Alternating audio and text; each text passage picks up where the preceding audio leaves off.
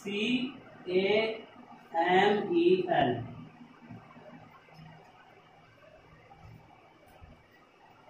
सही है ना? कैमल, ये देख लेना, ये भी गलत हो। ठीक है दोस्तों। ऊंट, कभी सोचिए ऊंट के जैसा और भी प्राणी हो सकता है, कितना विशाल होता है ये ऊंट। इसके जैसा और भी प्राणी होता है जो दक्षिण अमेरिका है ना, इस दक्षिण अमेरिका में एक मरुस्थल है। कौन सा? अटाकामा मरुस्थल। इस मरुस्थल में ऊंट के जैसे ही 4 प्राणी पाए जाते हैं, इसी के समान दिखने वाले 4 प्राणी। कौन कौन से? 1 2 3 4। पहला है लामा, लामा प्रजाति का जीव है, लामा प्रजाति। दूसरा है अल्पाका। तीसरा गुआनाको। और चौथी प्रजाति है विकुना। क्या लफड़ा है? ये जो दक्षिणी अमेरिका है ना, यहाँ पर एक अटाकामा मरुस्थल है।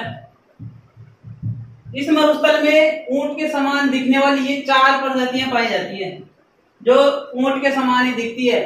एक तो लामा प्रजाति है, एक अल्पाका, गुआनाको, विनुका, विकुना। कुछ समझ में नहीं आया तो छोड़ो, आपके काम की नहीं है, ये तो बता दिया मैं ऐसे ही। ये लामा याद रखना, इंपॉर्टेंट है लामा, ये पूछ लेता है कई बार। तो लामा प्रजाति है, ये याद नहीं होगा, ये हो तो याद कर लेना, नहीं कोई दिक्कत नहीं है। जो लामा प्रजाति है दक्षिण अमेरिका में पाई जाती है, अटाकामा मरुस्थल में, जो ऊंट के समान दिखने वाली है। ये तो छोड़ो, याद नहीं होगा, कोई दिक्कत नहीं है। ठीक है, ये बात कर दी, इसके ऊंट के समान दिखती थी इसीलिए इसकी बात बता दिया। लामा प्रजाति याद रख लेना, जो अटाकामा मरुस्थल में पाई जाती है दक्षिण अमेरिका में। ऊंट, ऊंट को क्या बोला जाता है? ऊंट को रेगिस्तान का जहाज बोला जाता है। रेगिस्तान जहाज। किसको? ऊंट को कहा जाता है रेगिस्तान का जहाज। क्यों कहा जाता है? क्योंकि ये रेगिस्तान में काफी अच्छे से दौड़ सकता है, फुल स्पीड से चल सकता है, इसलिए इसको जहाज कहते हैं, रेगिस्तान का जहाज। अगर रेगिस्तान का जहाज है, क्या है? ये जो रेगिस्तान का जहाज है, ये 2 प्रकार का होता है। 2 प्रकार का कैसे? वैसे नस्लें तो इसकी काफी प्रकार की होती है, लेकिन मुख्य रूप से 2 प्रकार का होता है। जो इसके ऊपर जो कुबड़ होती है, क्या होती है? जो कुबड़ होती है इसके ऊपर, वो कई ऊंट होते हैं जिनके तो 1 होती है, और एक ऊंट होता है जिनके 2 होती है। एक तो होता है ये कुबड़ हो गई, और एक ऊंट होता है जिसके यहाँ कुबड़ और फिर यहाँ कुबड़। ये ऊंट हो गया। जो हमारे पाया जाता है वो तो ये वाला ऊंट है, और ये बाहर पाया जाता है, अपने नहीं पाया जाता है। जो ये वाला ऊंट है इसको कहते हैं अरबी ऊंट। ये एक कुबड़ का ऊंट होता है जो अरबी ऊंट होता है। क्या कौन सा होता है? और ये 2 कुबड़ वाला होता है, इसको कहते हैं बैक्ट्रियन। बैक्ट्रियन ये अरबी ऊंट होता है जिसके 1 कुबड़ होती है, और ये जो बैक्ट्रियन ऊंट होता है इसके 2 कुबड़ होती है। ये जो अरबी ऊंट है, जो ये पश्चिमी एशिया में पाया जाता है।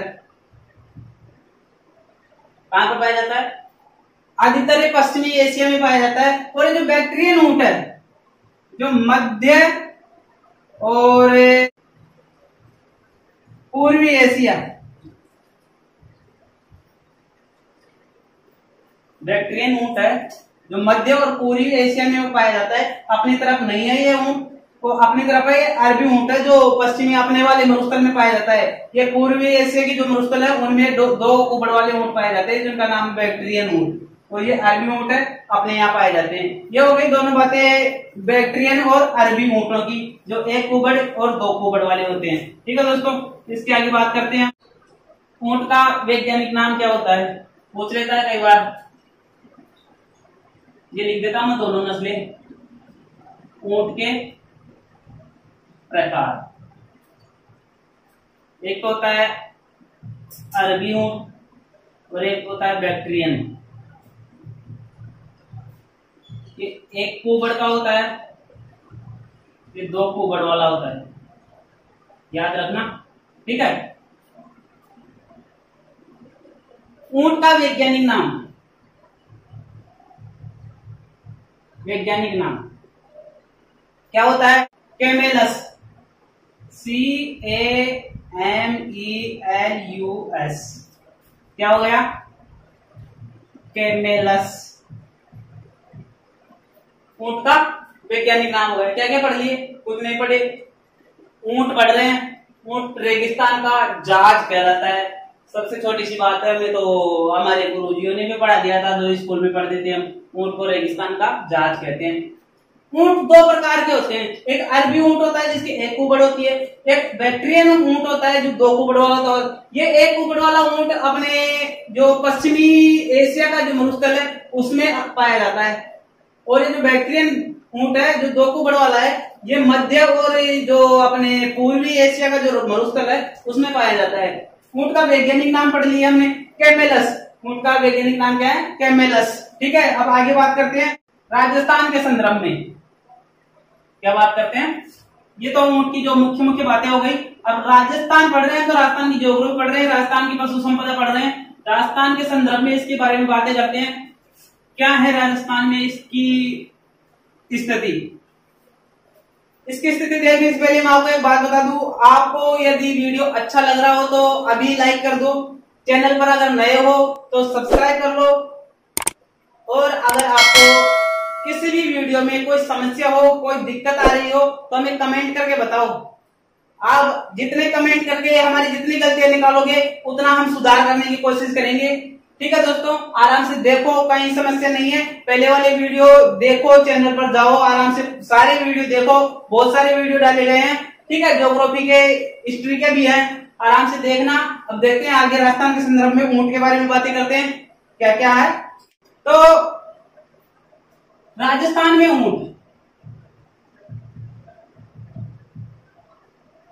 ऊंटों की संख्या में बहुत तेजी से गिरावट आ रही है। कैसे? 2012 की पशु गणना, 2012 की जो पशु गणना थी उसमें राजस्थान में ऊंट थे 3.26 लाख। कितने ऊंट थे? जो 2012 की पशु गणना हुई थी उसमें 3.26 लाख राजस्थान में कुल ऊंट थे, और जो 2017 में जो गणना हुई पशु गणना, उसमें भारी गिरावट के साथ ये 2.50 लाख ही रह गए। कितने रह गए? 2012 की जनगणना में 3.26 लाख ऊंट थे राजस्थान में, और 2017 की जो पशु गणना हुई उसमें 2.5 लाख ही रह गए। बहुत संख्या में बहुत ज्यादा कमी हुई है ऊंटों की संख्या में। अपने ही नहीं, पूरे भारत में भी इसकी बहुत गिरावट आई है। जो भारत में मतलब 2012 में तो 4 लाख ऊंट थे। कितने थे? 4 लाख, 4 लाख। और अब कितने रह गए 2017 की गणना के अनुसार? 2017 में ये वही 2.5 लाख ही ऊंट रह गए। 4 लाख ऊंट थे, 2.5 लाख रह गए। बहुत मतलब अनुमानित है, बहुत भारी गिरावट आ रही है ऊंटों में। ऊंट को राजस्थान का विरासत पशु,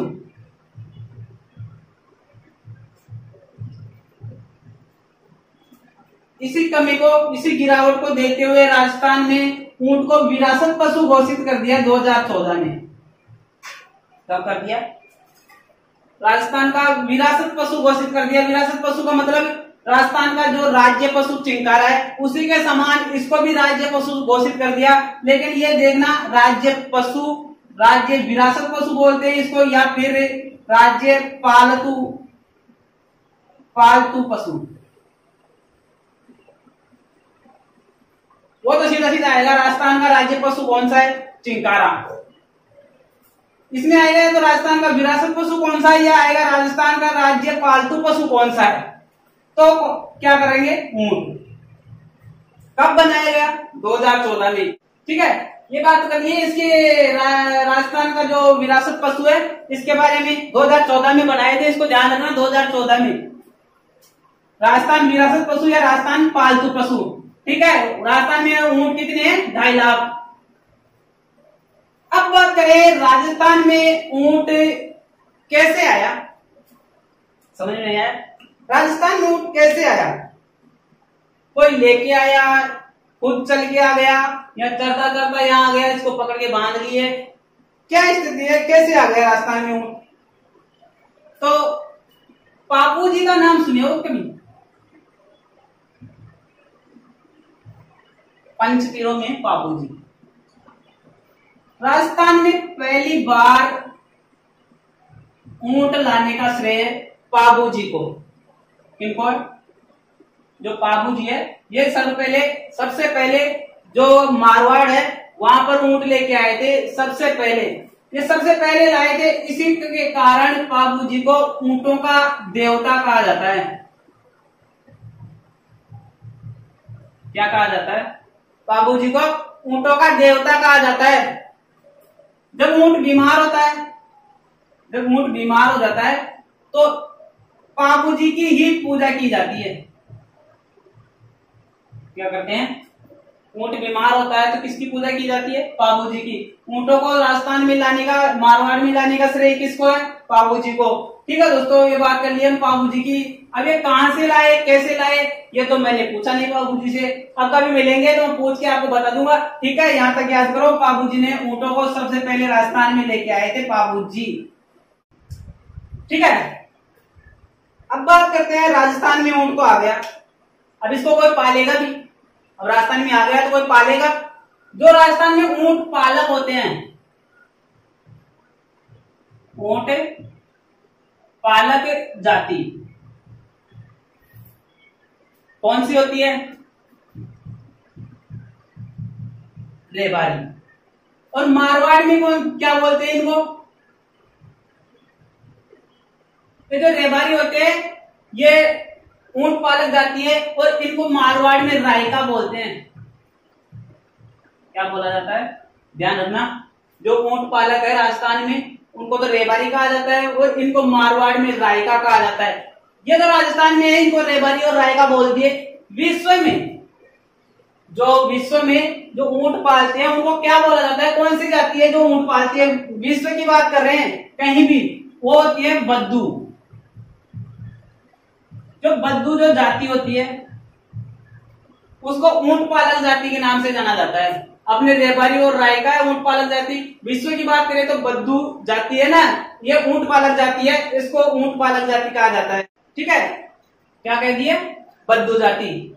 अरे ऊंटों का जो झुंड होता है, ऊंटों का झुंड, इस ऊंटों के झुंड को काफिला कहा जाता है। क्या कहा जाता है?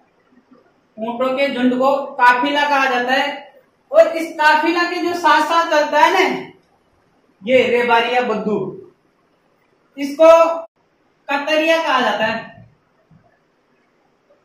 कतरिया क्या कहा जाता है? ऊंटों के झुंड को काफिला कहा जाता है, और काफिला के साथ साथ जो चलते हैं ना, ये बद्दू, रेबारी, रायका, इनको कतरिया कहा जाता है। जो काफिला है ये बड़ी संख्या में हो, अगर बहुत ज्यादा संख्या में हो तो इसको कारवा क्या कहा जाता है? ऊंटों के झुंड को काफिला कह दिए, काफिला के साथ चलने वाली को कतरिया कह दिए। जो काफिला होता है ये अगर बड़ा हो, थोड़ा सा विशाल हो, तो उसको कारवा कहा जाता है। और इस कारवा को लूटने वाला, ये काफिला या कारवा होता है, इसको भी लूट लेते हैं। इतने बड़े जानवर होते हैं लेकिन इसको भी लूट लिया जाता है। इधर अपने तो क्या है, मारवाड़ के साइड की तरफ में यही काम करते हैं, मतलब लूट लेते हैं, इसको पूरे झुंड को ही लूट लेते हैं। तो इस लूटने वाले को, इस कारवा को लूटने वाले को क्या कहा जाता है? धावड़िया। याद रखना, ऊंट पढ़ रहे हैं, ऊंट पालक जाति रेबारी हो गई, मारवाड़ी में इसको रायका कहते हैं, और विश्व की बात करें तो उसको क्या कहते हैं? बद्दू जाति कहते हैं। ऊँटों के झुंड को काफिला कहा जाता है, काफिला के साथ चलता है उसको कतरिया कहा जाता है, काफिला बड़ा हो तो उसको कारवा कह देते हैं, कारवा को लूटने वाला धावड़िया कहलाता है। ठीक है, तो ऊंट के बच्चे को क्या कहते हैं? ऊंट का बच्चा होता है इतना बड़ा, उसको क्या बोलते हैं? उसको बोलते हैं टोरडी। टोरडी क्या बोलते हैं? टोरडी। ऊंट के बच्चों को क्या बोल दिए? टोरडी। ठीक है दोस्तों, ऊंट के बच्चे को बोल दिए टोरडी। तो ऊंट की जो खाल होती है उस पे डिजाइनें बनाई जाती है, जो उसके जो ऊन होती है उसको काटकर उस पर डिजाइन बनाती है, उस डिजाइन को उस्ता कला बोलते हैं। क्या बोलते हैं? ऊंट की खाल पर जो मीनाकारी करते हैं, जो डिजाइन बनाते हैं, उसको उस्ता कला कहते हैं। और ऊंट की गर्दन पर, जो ऊंट की गर्दन होती है इस पर जो डिजाइनें बनाई जाती है उसको क्या कहते हैं? उसको कहते हैं गोरबंद। गोरबंद किसको कहते हैं? जो ऊंट की जो खाल, ये जो गला होता है ऊंट का इतना लंबा होता है, इस गले पर जो डिजाइनें बनाई जाती है, ऊन को काटकर जो डिजाइनें आकृति बनाते हैं, उसको आकृति देते हैं, उसको गोरबंद बोलते हैं। और जो शरीर पर जो ये छोटे छोटे फूल बनाते हैं ना, इसको उस्ता कला, उस कला को उस्ता कला कहते हैं। इस उस्ता कला से ये गोरबंद बनाया जाता है उनके जो गले के अंदर। ठीक है दोस्तों, क्या बोलते हैं? गोरबंद। आगे बढ़ते हैं। उस्ता कला हो गई, ऊंट का बच्चा हो गया, काफिला कातरिया हो गया, कारवा हो गया बड़ा, लूटने वाले को धावड़िया बोल दिए, मारवाड़ में रायका बोलते हैं, पालक को रेवारी बोलते हैं, और विश्व की बात करें तो बुद्धू जाति। बद्दू जाति है, बुद्धू नहीं, बुद्धू जाति। अब बात करते हैं राजस्थान में। ऊंट दूध तो देते हैं, ऊंट ने ऊंटनी जो भी है जो दूध तो देते हैं, दूध देते हैं तो उसकी डेयरी भी होगी, है तो कहां पर है? अपने जो और जानवर है उनकी तो हर गांव में मिल जाएगी डेयरी। आपके गांव में, हमारे गांव में, इनके गांव में, पड़ोसी के गांव में, किसी के गांव में, सब गांव में आजकल डेयरियां उपलब्ध है जो गाय भैंस भेड़ बकरी है इनका दूध लेते हैं। लेकिन ऊंट अधिकतर मारवाड़ साइड में पाए जाते हैं, अपने यहाँ नहीं है, तो इनकी डेयरी वेरी कुछ तो बनी होगी। एक डेयरी है पूरे राजस्थान में, एकमात्र डेयरी है बीकानेर में। कहां पर है? पूरे राजस्थान में एकमात्र ऊंट दूध डेयरी बीकानेर में स्थित है। इसी बीकानेर में ऊंट अनुसंधान केंद्र, ऊंट प्रजनन एवं अनुसंधान केंद्र स्थित है। बीकानेर में ऊंट दूध डेयरी है, बीकानेर में ऊंट प्रजनन अनुसंधान केंद्र है। कहां पर है? बीकानेर के जोहड़बीड़ में। इंपॉर्टेंट है, ध्यान रखना। दूध डेयरी कहां पर है? बीकानेर में। ऊंट प्रजनन एवं अनुसंधान केंद्र जोहड़बीड़ बीकानेर। ध्यान रखना, इसकी स्थापना 15 जुलाई 1984 को कब की गई? जो जोहड़बीड़ में ऊंट प्रजनन अनुसंधान केंद्र है, इसकी स्थापना की गई 15 जुलाई 1984 को। कौन किया? इसकी स्थापना की थी भारतीय कृषि अनुसंधान परिषद। भारतीय कृषि अनुसंधान परिषद 15 जुलाई 1984 को जोहड़बीड़ में, जोहड़बीड़ जो बीकानेर है जोहड़बीड़, वहां पर ऊंट प्रजनन अनुसंधान केंद्र स्थापित किया गया था राजस्थान में। कहां पर? बीकानेर है, बीकानेर में दूध डेयरी है, और इसी बीकानेर में ऊंट प्रजनन एवं अनुसंधान केंद्र है जोहड़बीड़ में। इसकी स्थापना 15 जुलाई 1984 को भारतीय कृषि अनुसंधान परिषद ने की थी। ठीक है, जोहड़बीड़ याद रखना, ये 15 जुलाई 1984 याद रखना, भारतीय कृषि अनुसंधान परिषद याद रखना। ठीक है दोस्तों, ये ऊंट दूध डेयरी बीकानेर में। आराम से याद होगा, 2-4 बार रिवीजन करवा रहा हूँ, आराम से ध्यान से पढ़ लो, ध्यान से याद हो जाएगा, कोई दिक्कत नहीं है। ठीक है दोस्तों, आगे पढ़ते हैं थोड़ा सा। ये हो गई इसकी नॉर्मल जितने भी बातें थी, मुख्य बातें आपको एक साथ बता दिया, कहीं पर नहीं मिलेंगे इतनी डिटेल, एक वीडियो में आप पूरा यूट्यूब देख लेना। ठीक है, अब आगे बात करते हैं ऊंट की जो प्रमुख नस्लें हैं। क्या? ऊंट की जो नस्लें हैं, नस्लों के बारे में बात करते हैं। कितने प्रकार के ऊंट है, कौन कौन से क्षेत्र में ज्यादा पाए जाते हैं, कौन सी नस्ल का ऊंट सर्वश्रेष्ठ है, कौन सी नस्ल का ऊंट ज्यादा ऊन देता है, कौन सी नस्ल का ऊंट ज्यादा वजन ढोता है, कौन सा तेज दौड़ता है, इसके बारे में चर्चा करते हैं। अभी छोटा सा नक्शा बना लो राजस्थान का। ये राजस्थान अपना बन गया, ऐसे बना लो, कोई खास नहीं है। ठीक है, इधर से ये मिटा लो, चलो जैसा बन गया वैसा सही है। ये अपना राजस्थान। बात करते हैं ऊंट की नस्लों के बारे में। इसके बारे में ऊंट की नस्ल, यहां एक जिला है बीकानेर। कौन सा है? बीकानेर। और यह है जैसलमेर। इन दोनों जिलों में एक ऊंट पाया जाता है, उसकी नस्ल का नाम है नाचना। ऊंट की सर्वश्रेष्ठ नस्ल, सबसे अच्छा ऊंट किसमें? दौड़ने में।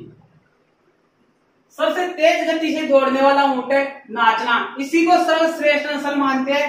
ऊंट की, गाय की सर्वश्रेष्ठ नस्ल कौन सी थी? राठी। ऊंट की कौन सी है? नाचना। आगे और पढ़ेंगे सर्वश्रेष्ठ नस्लों का ध्यान रखना, प्रश्न पूछ लिया जाता है, मेन प्रश्न बनता है सर्वश्रेष्ठ नस्लों का। ठीक है, गाय की याद रखना, राठी, नाचना ऊंट की। ठीक है, आगे और दो पढ़ेंगे, उसमें आपको बता दिया जाएगा पूरा एक साथ। लास्ट में सारे वीडियो बन जाएंगे, तो लास्ट में एक बार इनका सारों पूरों का एक लिस्ट बना दिया जाएगा। ठीक है, सबसे तेज दौड़ने वाला, ये सबसे तेज दौड़ता है, इसीलिए मतलब बीएसएफ के जो जवान है इसी ऊंट का प्रयोग करते हैं रेगिस्तान में चलने के लिए बॉर्डर पर। कौन से ऊंट का? बीएसएफ के जवान रेगिस्तान में चलने के लिए कौन से ऊंट का प्रयोग करते हैं? नाचना ऊंट का। ठीक है दोस्तों, ये बीकानेर और जैसलमेर में हो गई। अब आगे बात करते हैं आगे की नस्ल का। आगे यहाँ एक जिला है जोधपुर, यहां पर पाया जाता है गोमट। कौन सा ऊंट पाला जाता है? गोमट। नाचना तो जैसलमेर और बीकानेर में हो गया, बीकानेर जैसलमेर, ज्यादा बीकानेर में है, जैसलमेर में थोड़ा कम है, इसलिए पहले बीकानेर आएगा फिर जैसलमेर आएगा। जोधपुर में गोमट, ये जो गोमट ऊंट है ये बोझा ढोने के लिए सर्वश्रेष्ठ है। किसमें? बोझा ढोने के लिए सबसे ज्यादा वजन उठा सकता है, ये तो दौड़ने में सर्वश्रेष्ठ है, ये बोझा ढोने के लिए सर्वश्रेष्ठ है। ये बोझा ढोने के लिए सर्वश्रेष्ठ है, इसलिए इसको कृषि कार्यों में किया जाता है, कृषि कार्य में इसका उपयोग किया जाता है गोमट को। ठीक है, ये दो नस्लें हो गई, नाचना हो गई, ये गोमट हो गई। नाचना हो गई जैसलमेर बीकानेर में, गोमट हो गया जोधपुर में। ठीक है, अब तीसरे की बात करते हैं, एक हो गया, दो हो गए, तीसरे की बात करते हैं यही जैसलमेर में।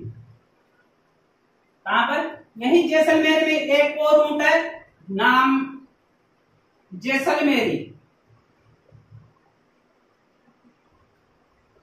कोई खास नहीं है, सवारी के लिए उपयोग किया जाता है। कौन सा? जो जैसलमेरी है, जैसलमेर में पाया जाता है, इसको सवारी में उपयोग करते हैं, सवारी के लिए यूज करते हैं इसको, सवारी में अच्छा काम करता है। ठीक है, इसके बाद में है यहां पर बीकानेर में, ये बीकानेर में एक ऊंट है बीकानेरी।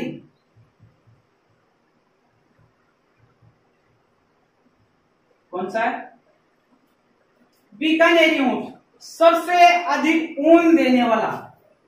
क्या देने वाला?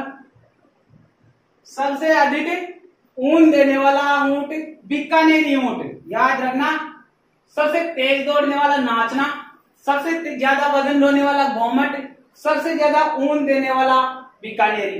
ठीक है, एक ऊंट और है, यहाँ अलवर में नाम